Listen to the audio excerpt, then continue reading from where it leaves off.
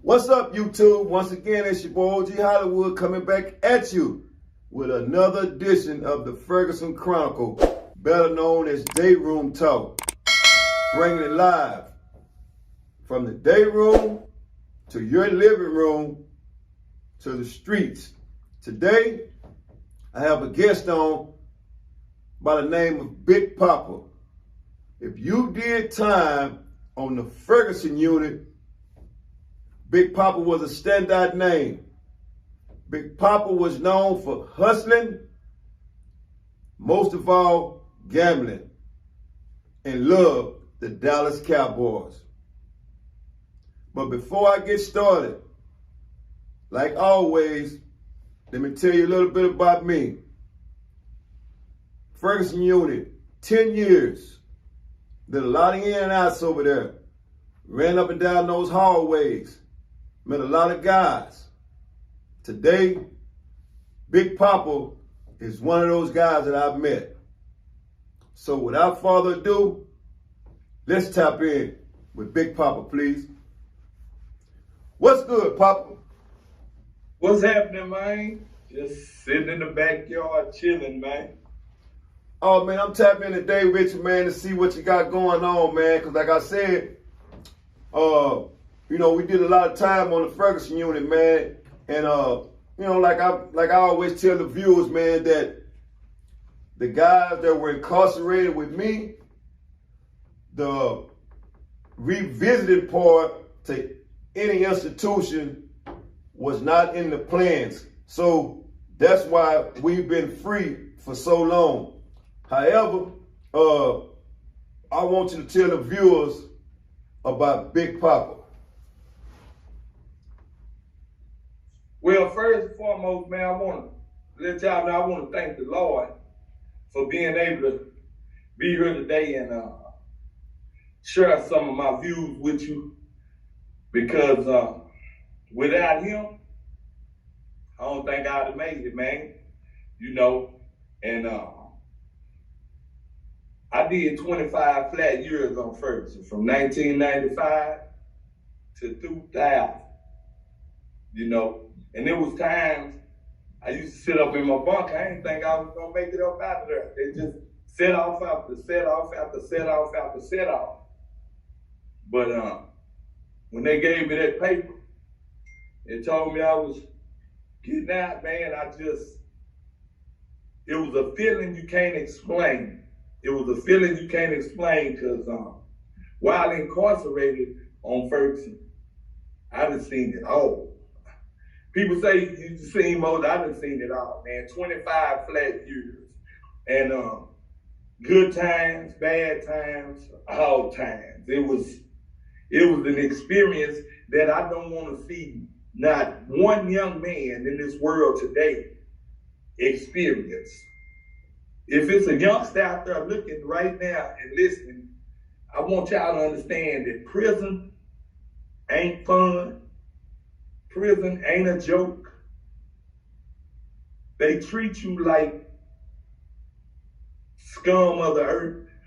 You know, you ran across good officers, but 85% of them didn't care. You might have an officer that come in and had a bad night or just didn't get to spend good time with their woman and they take it out on the individual that they run across that day. You know, if a person was on Ferguson, they knew me. And just like Hollywood said, hustler. That's one thing that they do know me about. And keeping it real, that's what I did. I didn't mess over nobody that didn't mess over me. And with that being said, you know, I just want y'all to understand that everybody that was locked up and got out did not come out here and did not succeed. Them Ferguson boys, we out here doing things. And we doing productive things in life. And we helping each other tremendously. You know, we don't want to see each other doing bad. And with that, it's like the day that I got out, so many people showed me love that I was like, whoa, you know, my family didn't have to buy me nothing when I got up out that place. The fellas came in droves. If I could name them all, I would. It was people that I didn't really remember. Yeah. Came, took me shopping, and I was like, damn, I must have been a good dude up in there. Yeah. You know, because I still got clothes, and I've been out 19 months. I still have clothes I ain't even wore that the fellas bought for me. Let me ask you something, Pop. Pulling up on that Ferguson unit, first day, getting off at that back gate, what did you feel like the first day pulling up on the Ferguson unit, getting off at the back gate, not knowing what to expect? What was the feeling? Okay, first of all, let me say, the first unit I was on was the Burning Hell. Okay. In Brazil. So I was there like 2 or 3 years where I met my partner, Lil Ron, my boy, Ron Dietrich. Yeah. You know, and so when I went to Ferguson, I came from the Burning Hell. But Ferguson was known for a gladiator farm. So when I first got there, I was like, whoa, because I left a rumbling tumbling, going to a rumbling tumbling, so I knew that I need to have my game tight. So I knew a little bit about prison. So I already knew what to expect. So when I had first hit Ferguson Unit, I met this guy we call Freddie Fox. I never forget it, and I saw my homeboy Shabazz. And Shabazz was like, he didn't really mess with me. And so I'm thinking like, what's going on? But I already knew what it was. They wanted to see what I was about. So just so happened I had me some shades on. I hit the rec yard expecting to get it on, because that's how it was then, you know. So I got it on, you know, and they understood that Big Boy ain't nothing to be played with. I wasn't named Big Poppa at the time I hit the unit. It was Big Steve. But Gino named me Big Poppa. Man, you look like Big Poppa. I ain't that ugly. But he named me Big Poppa in this stuff. Yeah. Named Gino. And so I was leery, you know, because they were getting it on. I had hit the unit. The very next day, I saw a man get his throat cut in front of my cell. He got his throat cut wide open. His name Kabaz. What up, Kabaz? If you see this here, damn fool out of Funky Town. Yeah. And my neighbor cut his throat wide open because he had hit him the night before. And I was like, whoa, this square business over here. Yeah. You know, and that's what it was. So you had to be on your guard because prison ain't no pump. Yeah. You know? So, like I said, I've known you for hustling, and to be honest, that's when me and you started interacting, you know? Oh, man, let me tell you something.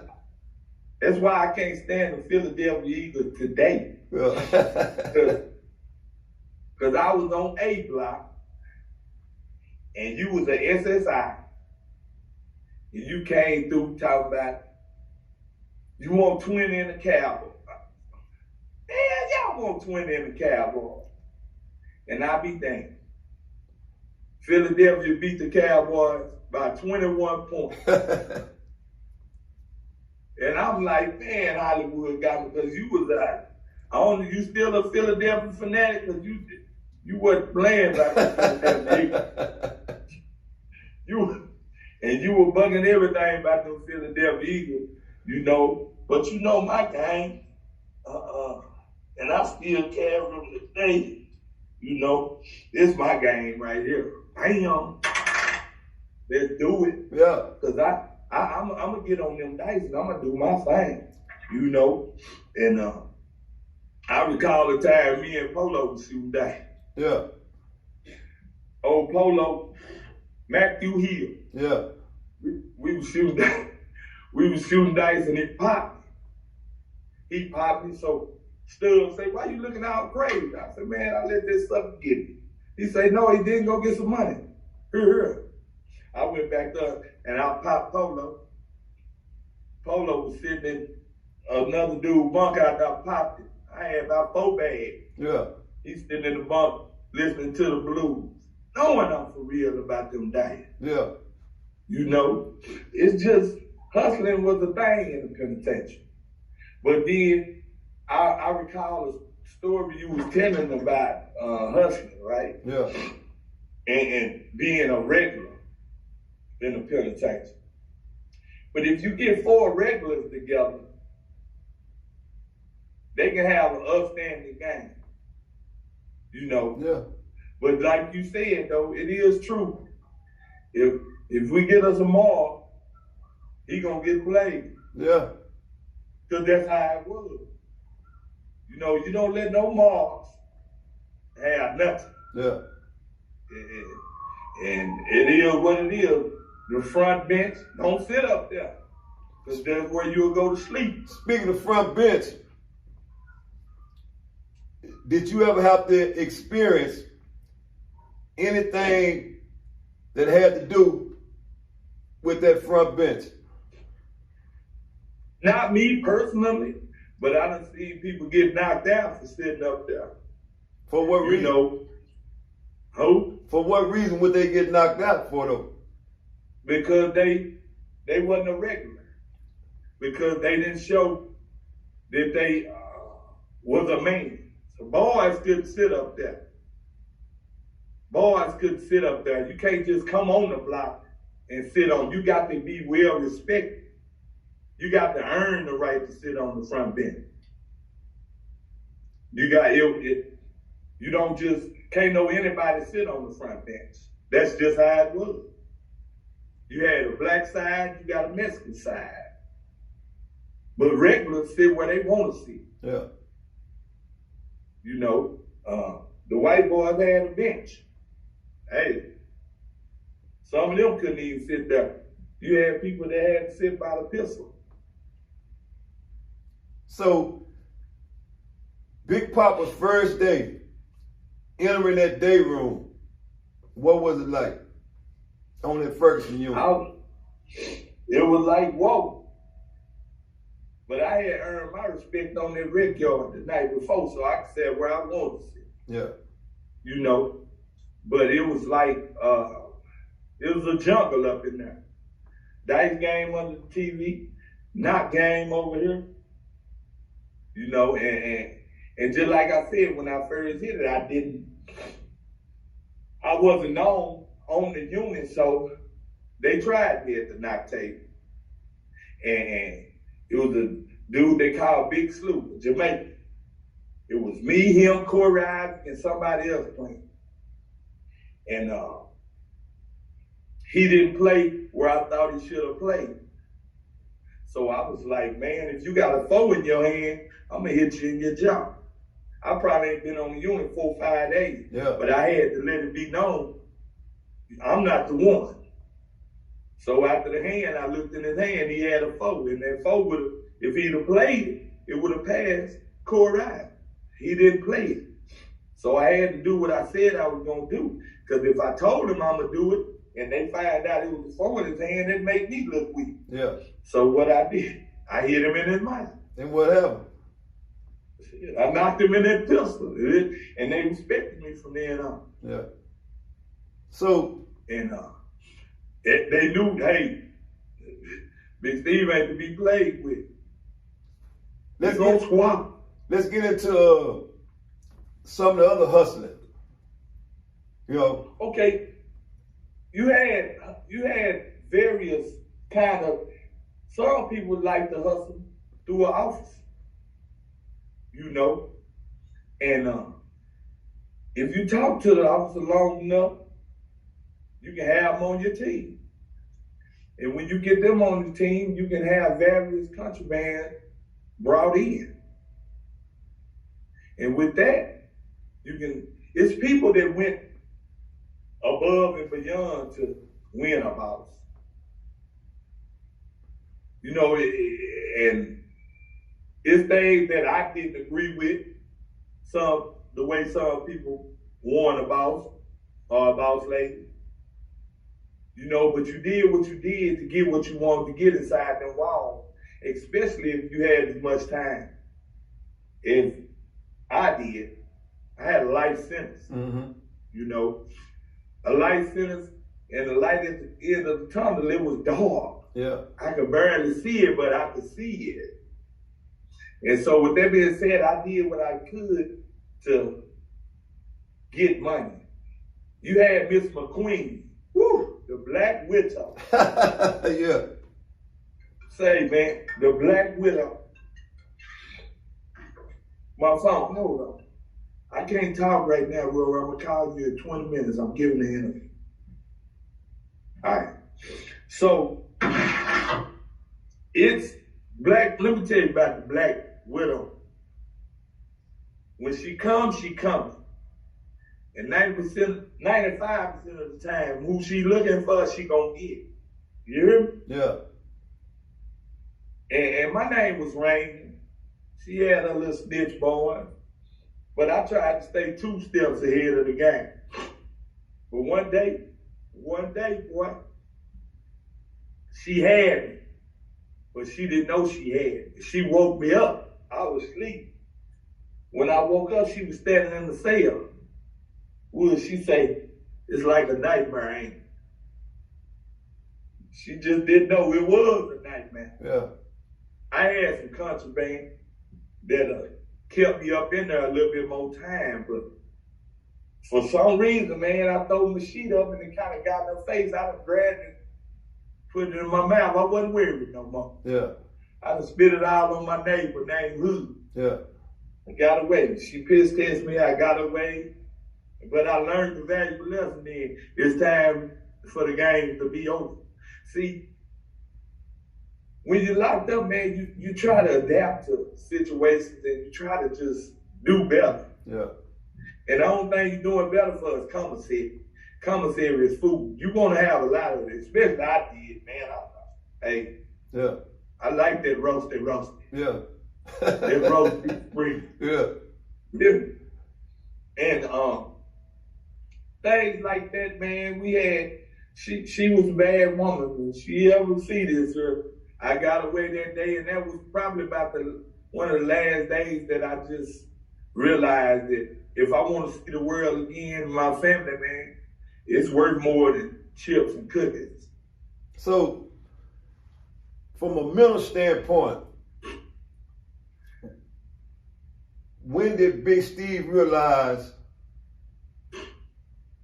just like you just said, but when did you really realize that, hey man, I have to take a back seat to prison contraband? Well, I got a job with Mr. Merchant down in VE with Mr. Merchant and Big A. And I used to go to the law library a lot. And I used to tell Miss Merchant, I don't do it no more. And she used to talk to me. Mr. Merchant, big up to him. Sergeant Merchant.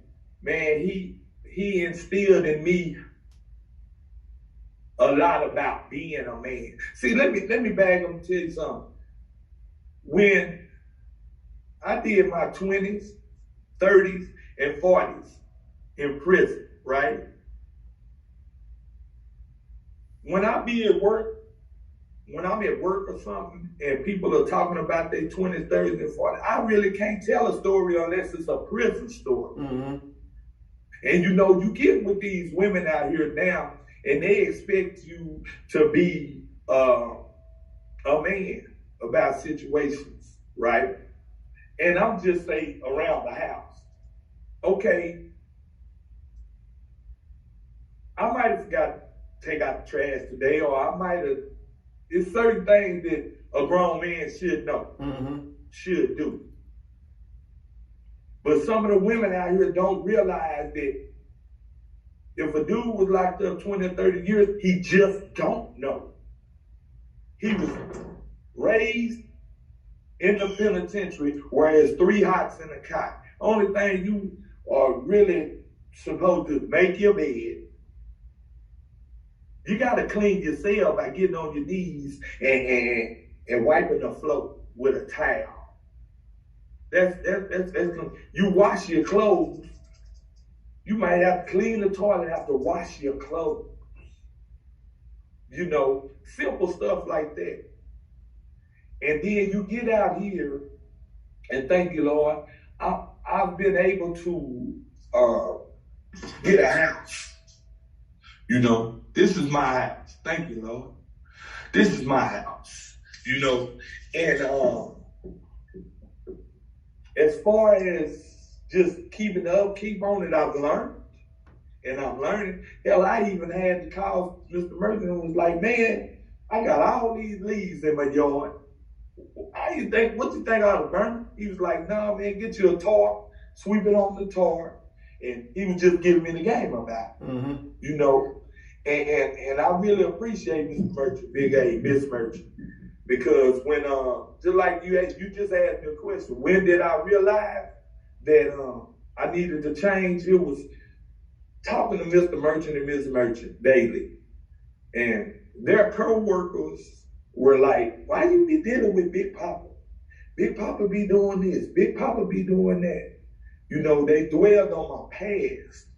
But Mr. Merchant and Ms. Merchant, they saw it in me. They saw the goodness in me, you know, and I had changed with Kairos. When I got Kairos in my life. Speaking of Kairos, and Papa, explain to because you just mentioned Kairos. Yes. Okay, so most of the viewers that has never been incarcerated wouldn't have any idea what Kairos is. So if you don't mind, explain to the viewers what Kairos is. Kairos is a beautiful thing. Kairos is one of the things that helped me change my life too. Kairos is a prison ministry that comes inside and they don't throw God on you. They don't force God on you. All they do is tell their testimonies and allow you to know what God has done for them in their lives. They feed you free world food because, you know, what we used to. Yeah. Food don't have no flavor or nothing, but they feed you free world food and they feed you enough cookies. Man, cookies all day, fruit all day. Yeah. And so, while they feeding you all of this food and everything, but they feeding you the word too. A man named Tim told me, because I love to gamble. And my thing is, gambling ain't no sin. It ain't in the Bible. That's my argument, right? But Tim told me one day, he said, hey, Big Poppa. He said, when you go back to the house, I want you to read Proverbs 3 and 5. And I said, okay. And that's a scripture I've never forgotten from that day forward. It say, trust in the Lord with all your heart. Lean not on your own understanding. It said, trust in the Lord with all your heart and lean not on your own understanding. So I sat and I thought about what they said, you know, because I was leaning on my own understanding about a lot of things in life. You know what I'm saying? Yeah. And when he told me that, I sat back there and I was like, whoa. And that meant a lot to me. And so Kairos, they keep in touch with you. You know, and just like I said, they don't force God on you. They just let you know what God did for them. And some of them men, right to this day, still contact me. And it helps me in my daily walk. You know, and Kairos is a beautiful thing. Kairos, this world is a beautiful thing, Hollywood. It really is, man. And I was telling you about Miss Merchant, and she used to always say, you can say what you want to say, but show them. You can say you through with doing what you was doing and acting, fighting and gambling and whatever. She say, show them, and then they won't have nothing to say. And Mr. Merchant used to talk to me, giving me, you know, helping me out with just life in general and just showing me stuff that other officers really didn't take the time out to do it, man. That's a good dude, man. I'm here to tell you because I experienced him and I appreciate him. I appreciate him. He helped me a lot in life and he showed me how to be a real man. Speaking of real man, you know, Yeah. I always ask, you know, the guys I'm interviewing, and everybody have their own definition of a real man and what a real man's supposed to do, or should I say what a real man stand for. So from your perspective, what is your definition of a real man? A real man. A real man is going to take care of his family. A real man is going to, you know, go to work honestly and pay the bill, take care of what he's supposed to take care of, treat his woman with respect, you know, and try to guide someone or try to help some of these youngsters out here that don't have father figures. You know, lead them in the right way, man. To be a real man is doing what you're supposed to do the right way. You know, being upstanding, man, and look a man in his eyes when he talk to him. You know, give him a good firm handshake and let him know, you know, I'm that guy. Once again, real life people, real life stories. Nothing scripted, no characters on the Ferguson Chronicle, better known as Dayroom Talk. Real life people, real life stories. So let me ask this, Pop. Give me some of the things out of your 25 years that you spent incarcerated.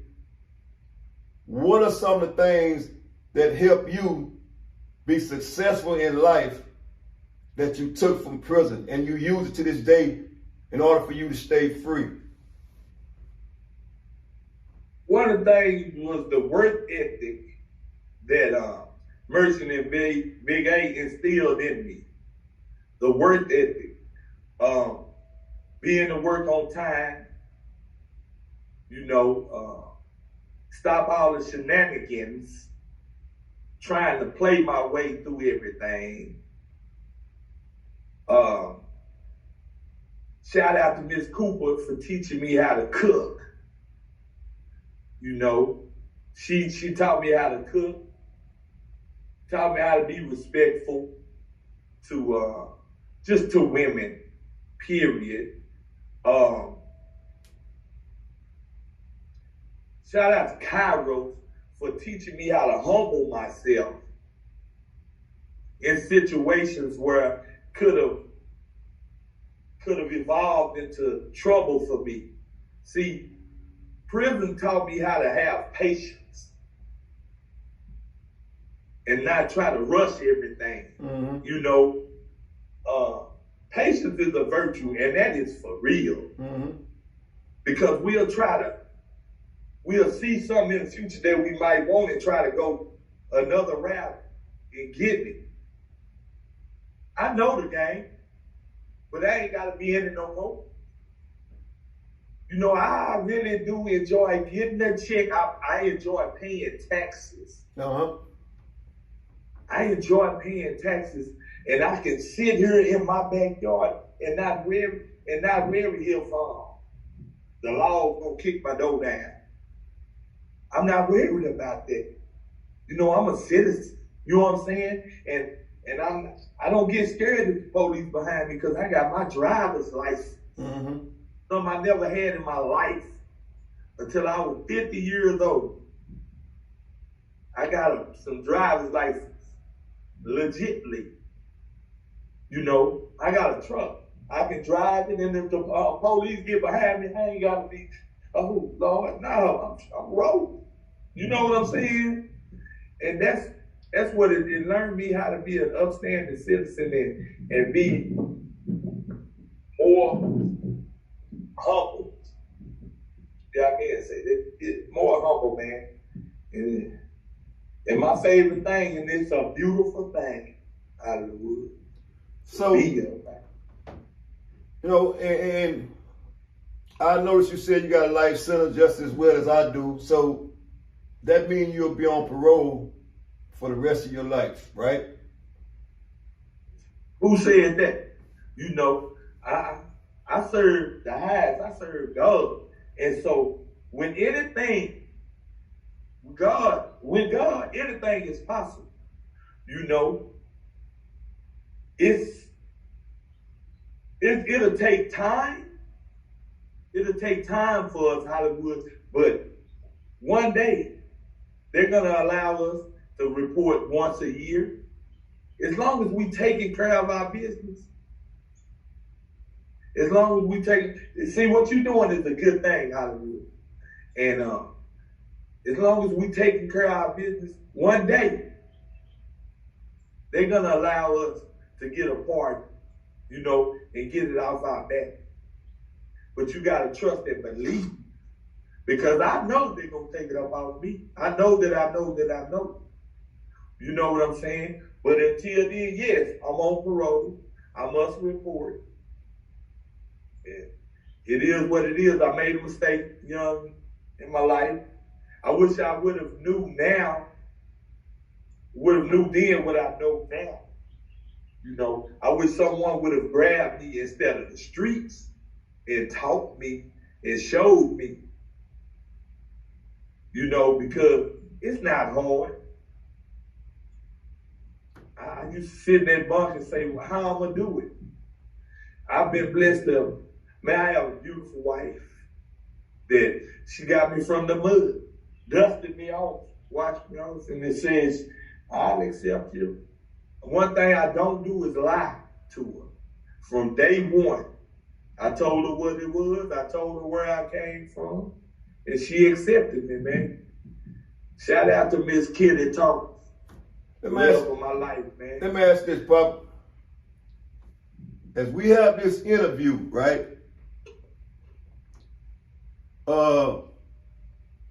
How important it is for you that the viewers hear your story? It's very important because it's true and it's real. You know, I don't have to sugarcoat that. All I can do is give you the facts, man. You know, it's the Ferguson Unit, man, was an experience. And for me, it helped me, you know. When that K2 came through the Ferguson Unit, that's the worstest thing that ever happened to prison, man. That K2, y'all. That stuff real. I seen the reaction. And my story, man, getting out to the fellas, man, I hope that teenagers that are lost out there right now, I hope some of them get a glimpse of this. I hope they get a glimpse of this and feel me that life is better than them streets, man. It's easy to get in trouble, man, but it's hard to get out of it. You ain't got to do it, man. You just got to get with somebody that's positive. Because negative people just want negative things, man. So if it's a youngster out there right now, please, man. Please don't do it. So, what's up? So, do you find this channel, Big Poppa, to be therapeutic for anybody from a mental standpoint that has ever been incarcerated. Do you find? Yes. I really do, because it's a lot of different views, and it's something out of every interview someone can take and get a positive reaction from, because these is real stories by real guys that were incarcerated on the Gladiator farm, man. And I'm gonna give you a story about 2 weeks of no power.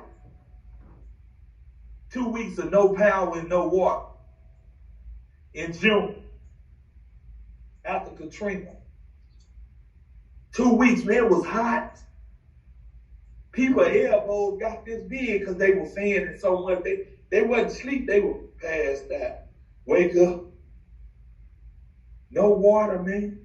People using the restroom in brown bags, throwing them over the run. I know you remember. Yeah, I was there. We all was there. Yeah. They was urinating in bags or bottles, throwing them over the run. That was a bad time, man. It was a bad time, but it was 2 weeks, and then we had Johnnies. For those that know what a Johnny is, it's a dry peanut butter sandwich. Everything cold, and the meat cold, and they just throw it in your cell and keep on going. A brown bag called a Johnny. Yeah. Lord knows I don't want no more Johnnies. Yeah. And soups neither. I mean, you know, it was crazy, man. Them 2 weeks. The water came on for what, 10 minutes, and if you got a cellie, come on, both of y'all wrestling and get to the cell. Get to the restroom. It was ridiculous, man. But that's how it was, man. We was locked up. So what was it? Tell the viewers, what was it like to have to be around a man all day, every day, share the same toilet, Man, the same cell with that one person during your 25 years? If you didn't get along, you had to get it on. So, but you tried to get your time, his time. See, and our sales was so little, you know, you had to make sure that it was hard, man.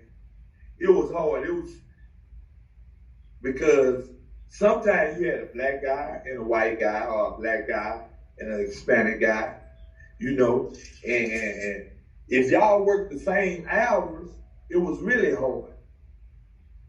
You know, some people have fights because the cellie came in when he came in, and they'll go to fight.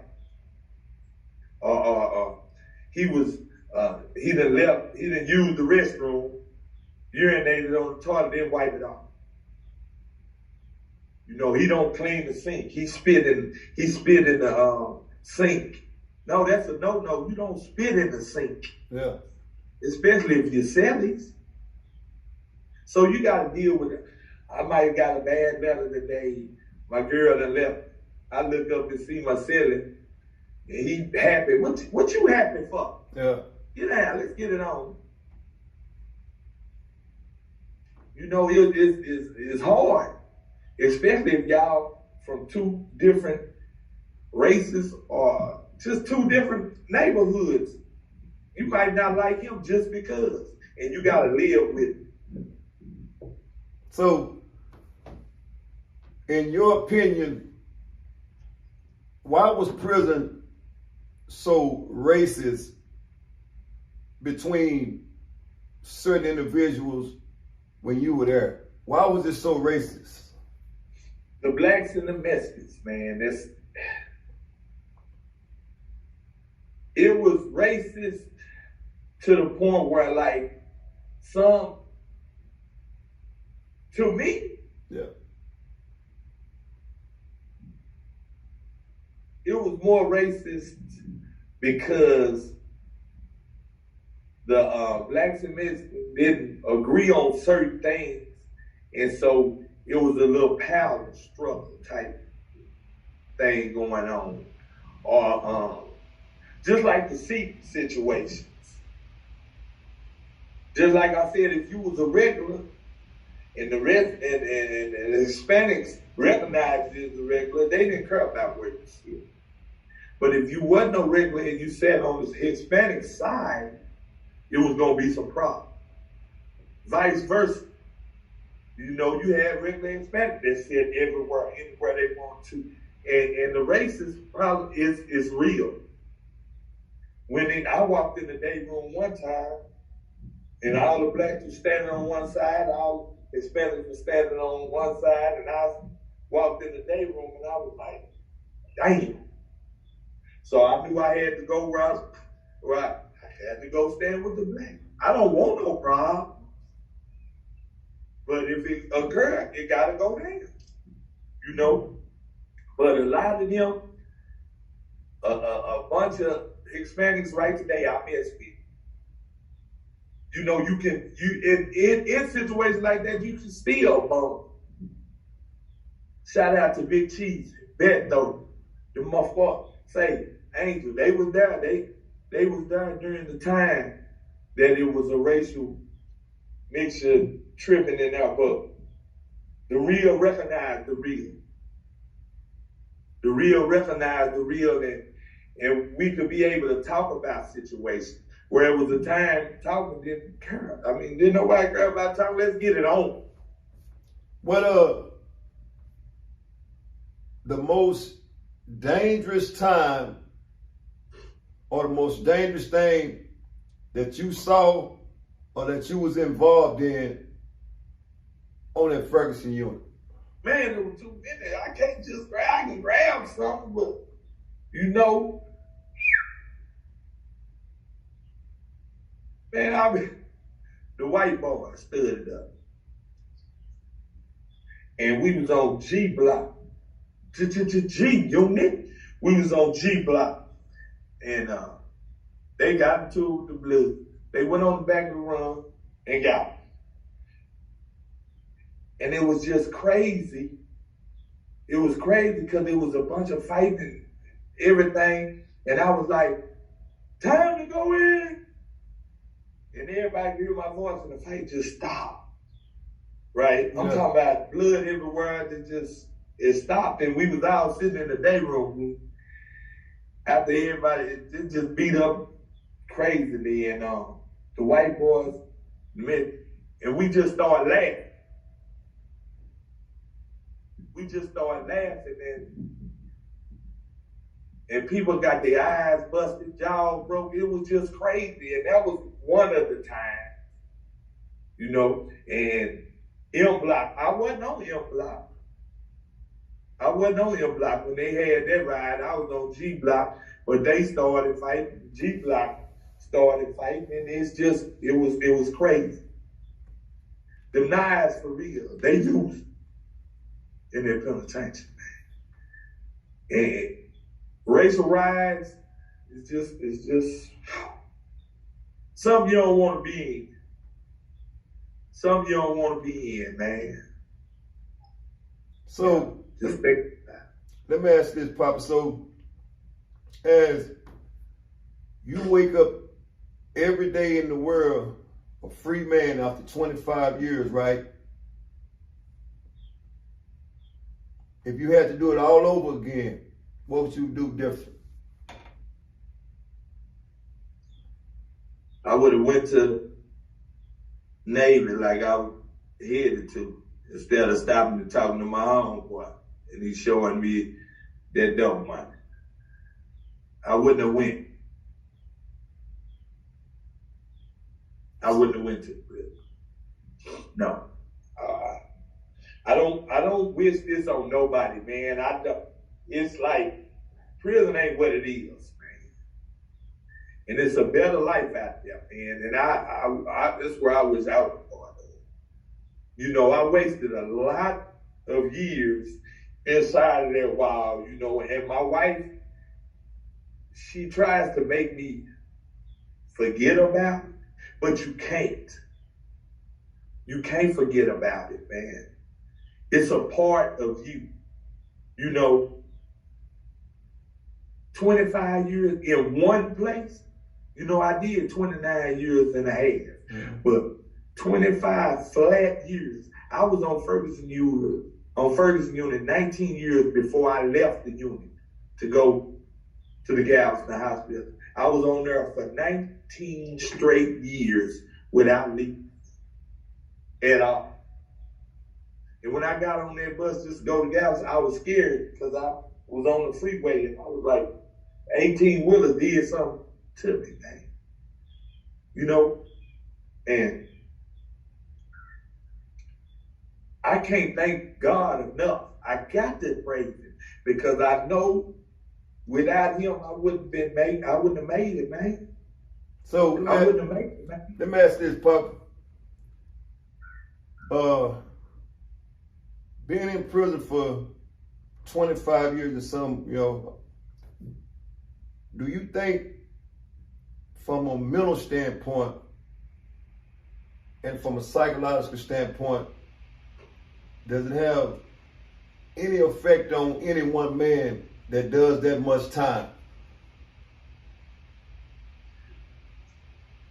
I feel as though it affects a man that didn't keep an open mind. One that allowed prison to take them over. You know, I've seen people lose their mind there. Literally. I've seen some horrendous things, you know, with some SEG inmates, you know, and if they didn't keep an open mind or have loved ones inside the walls are very, very precious. You know, just a level did it for me. But on the mental standpoint, if they allowed their mind to just, it wasn't freely, or they wasn't doing nothing productive while incarcerated, they could have got stuck. You know, individuals such as you and me, the fellas that been on, they kept an open mind. And they kept active. You was a workout king. You know. You didn't do nothing with your legs, but you was workout king. You know what I'm saying? You know, but the thing is, you did things to keep your mind working. But there's a lot of people that just got stagnated. And them the people that didn't advance when they did get up out of there. Why? Because they stayed stagnated. They didn't want that better for them. They didn't, man. And that's why I say them Ferguson boys, man, we blessed, man. It was a dark cloud over Ferguson Unit, literally, man. We was trying to figure out how we gonna make it during the day over there, man. Yeah. You know it was hard, man. Yeah, it was hard. You know, we made it though. You feel me? And when I wake up in the morning, I thank God, man. I'm sitting there, you know, and I be like, is it real? Is this serious? I'm out here. Yeah. We out here. So, you know, with that being said, Papa man, like I do anybody else that come on the show, because as we all know, the show is therapeutic for people that has been incarcerated in any prison. This is important for people to do this because of the mental aspect and the trauma that a man has been through after being locked up for a number of years. However, it's not to glamorize the years that were spent in prison. But this is necessary. So the necessary don't occur, meaning returning back to the system.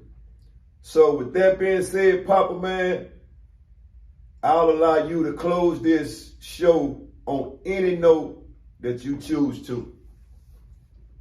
Well, you know, man, first of all, I want to give a shout out to the fellas, man, that snatched me up as soon as I got released. You know, I'm gonna give a shout out to Lil Rum, Shabazz, Stu, Sissy, Junior, Big Mill, Tick, man, these fellas out of H-Town, man. My boy, rest in peace, Big Pump. Rest in peace, man. He came and got me, man. G-Man. You know, I already said, Stud, boy, that's something serious, man. Riley Joe, what's up, Riley? You know, Tony Yo. Them Fort Worth boys, they Daco. You know, if I didn't say no name, y'all know I'm tripping because I'm almost there. Understand me? Because this is so real, man. And if anybody out there, man, that needs the BIG, y'all know how to get it. You know, and my boy Burr, man, I just hope that life treated him a little better, man, that it's been treated, you know, and the officers, man, that was there that treated me like a human being. Mr. Merchant, Big A, Miss Merchant, Delsin, Matt, y'all know who you are. It's just know that Big Papa all right out here. You know, and I can't believe it. I can't believe it. That Hollywood, man, you doing a good thing. You doing a good thing, man. And it's gonna be worldwide. Just chill. They coming. When they coming, you need to be ready though. You know, because this stage finna open up for you. You hear me? Yeah. This stage finna open up for you. But you better be able to handle it. You better be able to handle it. Oh, I'm good. You know, cause the right person gonna get wind of this. And when the right person get wind of this, Hollywood need to be ready. You understand? Yeah. Because it ain't no game. We gonna save some lives. You understand me? And just know, man, if you need me, holler. Because it's a beautiful thing. And I just want y'all all to know one thing, man. I'm finna go fishing. I'm finna go grab my wife. Can y'all believe it? Big Papa got a wife.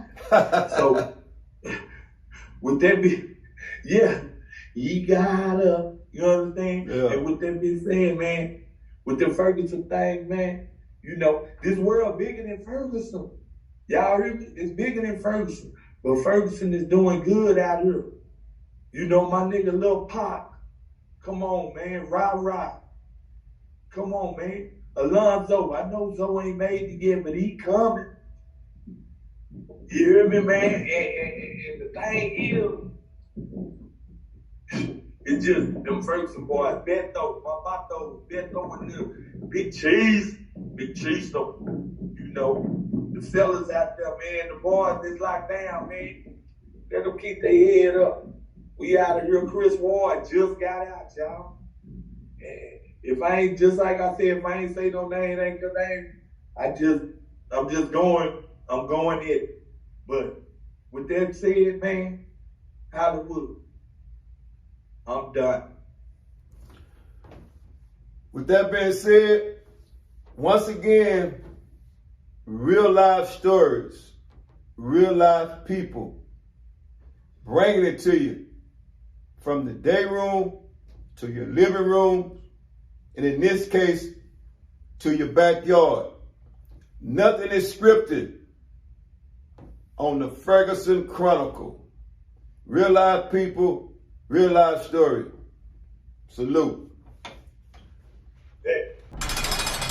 Yeah.